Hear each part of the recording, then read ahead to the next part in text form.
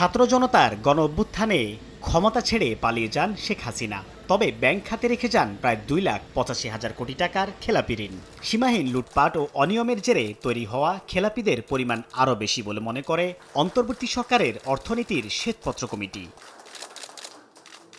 এমন পরিস্থিতিতে নতুন করে খেলাপি হওয়া ঠেকাতে 50 কোটি টাকার বেশি খেলাপি গ্রাহকদের যাচাই বাছাই সাপেক্ষে সুবিধা দিবে বাংলাদেশ ব্যাংক। এজন্য গঠিত হয়েছে 5 সদস্যের একটি কমিটি।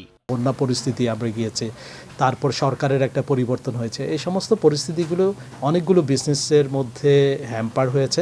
আমরা মনে করছি এই ধরনের নিয়ন্ত্রণ বহির্ভূত কারণে যে সমস্ত ব্যবসাগুলো ক্ষতিগ্রস্ত হয়েছে তাদেরকে যদি কিছুটা সহযোগিতা দেওয়া যায় তাহলে এটা বাংলাদেশের অর্থনীতিতে এই কোম্পানিগুলো আবারও রিভাইভ করে তাদের কন্ট্রিবিউশন রাখবে।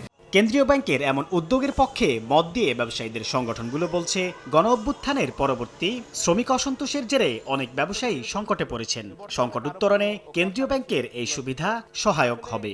গুডসগুলো পোর্টে নষ্ট হয়ে যায়, অনেক সময় রাজনৈতিক অস্থিরতার কারণে তার ফ্যাক্টরিতে আগুন দিয়ে পুড়িয়ে দেওয়া হয়েছে।